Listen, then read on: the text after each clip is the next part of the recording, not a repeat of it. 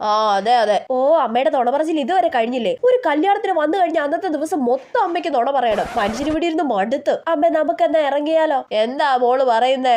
ആ അത് അമ്മച്ചി അവള് പറയുവാ വീട്ടിൽ പോവാന്ന്. അതെന്താ മോളെ കുറച്ചു കഴിഞ്ഞിട്ട് പോവാന്നേ? അവക്ക് മിണ്ടാനൊന്നും ഇവിടെ ആരും ഇല്ലല്ലോ, അതുകൊണ്ട് അങ്ങനെ മടുത്തിരിക്കുവാന്നേ. മോള് വിഷമിക്കണ്ട കേട്ടോ, കുറച്ച് കഴിയുമ്പോ ഗാനമേള തുടങ്ങും കേട്ടോ.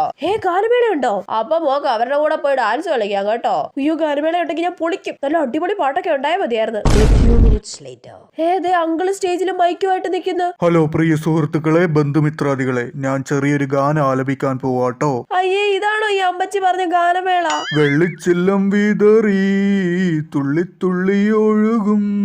അയ്യേ ഈ പാട്ടിലാണോ ഞാൻ ഡാൻസ് കളിക്കാൻ അമ്മച്ചി പറഞ്ഞേ? ഇത് അങ്കിളുമാരുടെ സ്ഥിരം പാട്ടാണെന്ന് തോന്നുന്നു. ഇനി ഇത് സഹിച്ചിവിടെ ഇരിക്കണോ? ഇതിലും ഭേദം അമ്മയുടെ നുണ പറച്ചിലായിരുന്നു. അമ്മ ഇതാണോ ഗാനമേള? എന്താടി നല്ല പാട്ടല്ലേ, കേക്ക് അങ്ങോട്ട് പോയി സ്റ്റേജിൽ കയറി ഡാൻസ് കളിക്കും മോളെ. അത് ശരി.